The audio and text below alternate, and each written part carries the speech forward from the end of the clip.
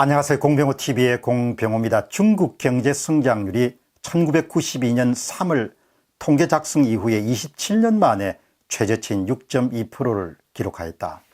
지난 7월 15일자 외신들이 타진한 뉴스입니다.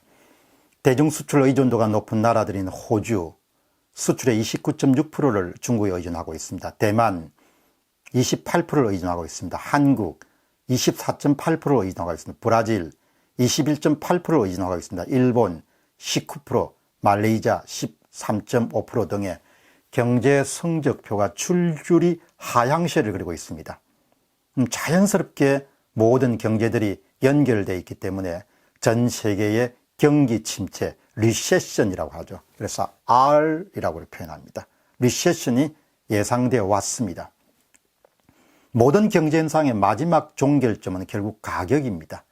가격은 모든 경제 현상을 반영하게 되는데요. 지금 가격에서 특별한 일이 일어나는 것에 주목해야 될 필요가 있습니다. 첫 번째 질문입니다. 장단기 금리 이상현상 발생을 어떻게 해석해야 될 것인가? 장단기 금리가 역전하는 현상이 발생했습니다. 금리 혹은 이자는 모든 가격들 중에서도 가장 중요한 가격 가운데 하나입니다. 이자에 따라서 금리에 따라서 투자, 소비 등 거의 모든 경제활동들이 반응하기 때문입니다. 특히 금리와 이자는 흔히 돈에 대한 사용료입니다. 돈에 대한 사용료가 싸면은 금리가 낮으면 투자나 소비가 좀 원활할 것이고, 그것이 비싸면은 당연히 투자나 소비가 줄어들 수밖에 없습니다. 채권 시장 가운데서, 전 세계 채권 시장 가운데서도 가장 주목받는 장소는 뉴욕 채권 시장입니다. 뉴욕 채권 시장은 투자자들의 관심이 집중된 곳입니다. 그곳에서 일어난 변화가 세계 경제의 앞날에 대한 일종의 신호 기능을 담당하기 때문입니다. 일반적으로 투자금을 돌려받을 수 있는 만기까지 기간이 긴 장기 채권의 금리는 높을 수밖에 없습니다. 그러니까 장기 채권의 돈에 대한 사용료는 높을 수밖에 없죠.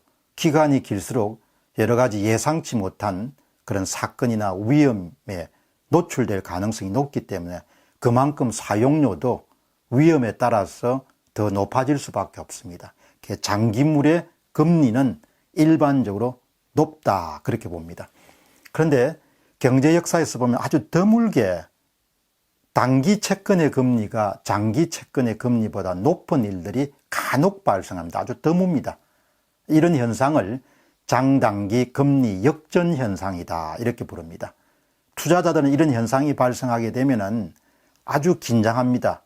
이런 현상이 바로 뭐에 대한 예고편인가 하니까 앞으로 경기가 안 좋아질 것이다, 경기가 침체될 것이라는 그 부분에 대한 강력한 이런 신호를 바로 장단기 금리 역전 현상이다, 그렇게 보시면 좋겠습니다.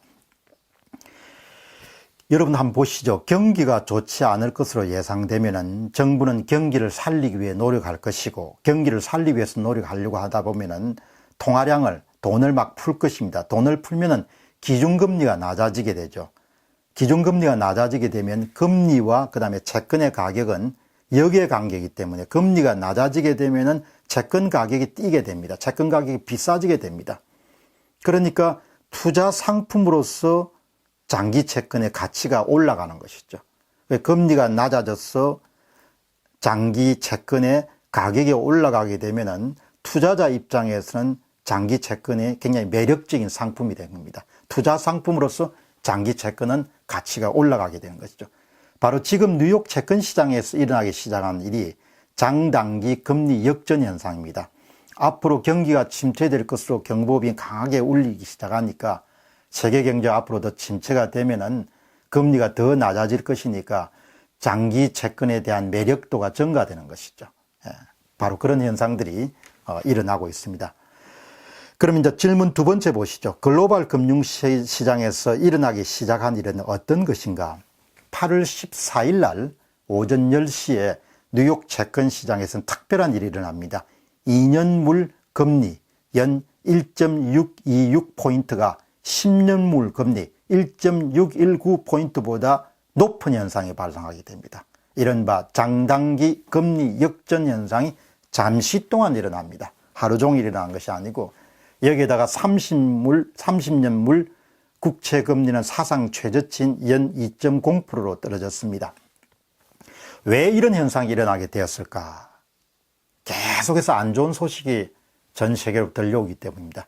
중국발 뉴스와 독일발 뉴스가 모두 경제 성장률과 산업 생산 증가율이 전년 대비해서 계속 떨어지고 있다.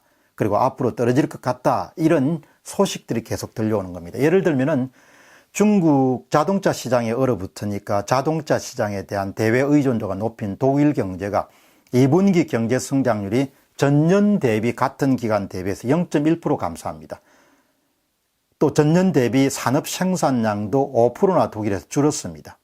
경제가 나빠지고 있다는 사인이 독일뿐만 아니고 EU 전체, 유럽연합 전체에서 영국에서 다 들려오는 겁니다. 그리고 일본도 마찬가지고 중국도 그런 나쁜 소식이 들려오는 겁니다.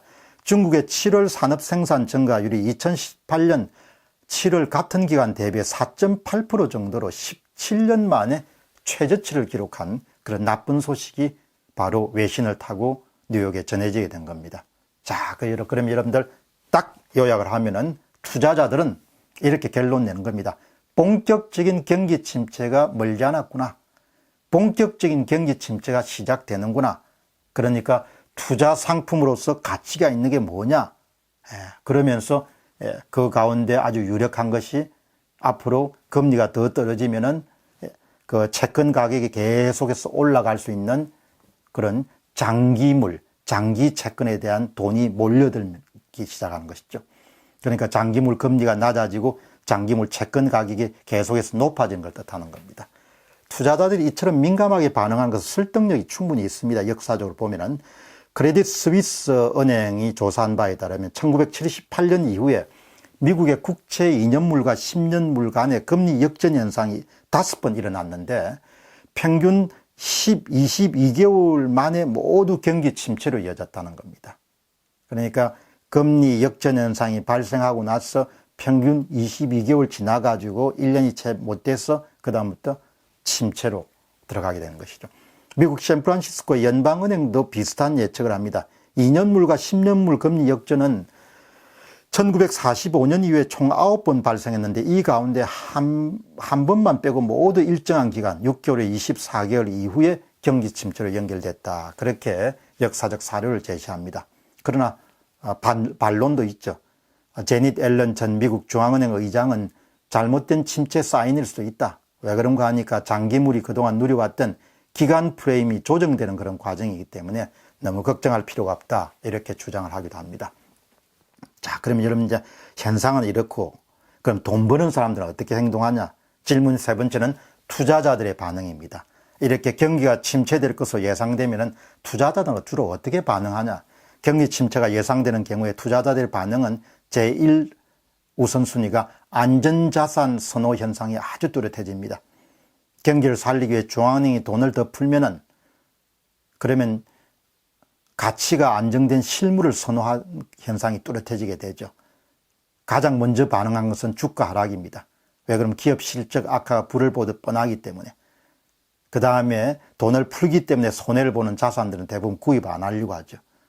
그 다음에는 이제 안전자산이니까 달러화라든지 엔화라든지 스위스 프랑화라든지 그런 안전자산에 대한 수요가 증가하는 것이죠. 그 다음에 가장 유력한 투자는 금값이죠. 국제 금값은 지난 3월에 온스당 1330원 되었지만 8월 14일에는 1330달러 되었지만 8월 14일에는 1530달러, 30.70달러까지 치솟았습니다. 이 수치는 6년 만에 최고치입니다. 골드만삭스는 앞으로 금값이 3개월 내 온스당 1575달러까지 오를 것이고 6개월 내에 1600억 달러를 돌파할 것이다. 이렇게 예측을 하고 있습니다. 요약해서 말씀드리면은 오늘날 글로벌 경기 침체의 전운이 감도는 그런 국제 금융시장의 동향에 대해서 알려드렸습니다. 당연히 한국은 국내외 요인으로 인해서 경기 침체가 예고된 지가 오래되었습니다. 여력이 있고 발이 빠른 사람들은 이미 국내에서도 금이나 은을 모은다는 소식이 어제 오늘의 일이 아니었습니다. 바로 그 사람들은 일찍 알아차린 거죠. 공병호 TV의 공병호였습니다. 감사합니다.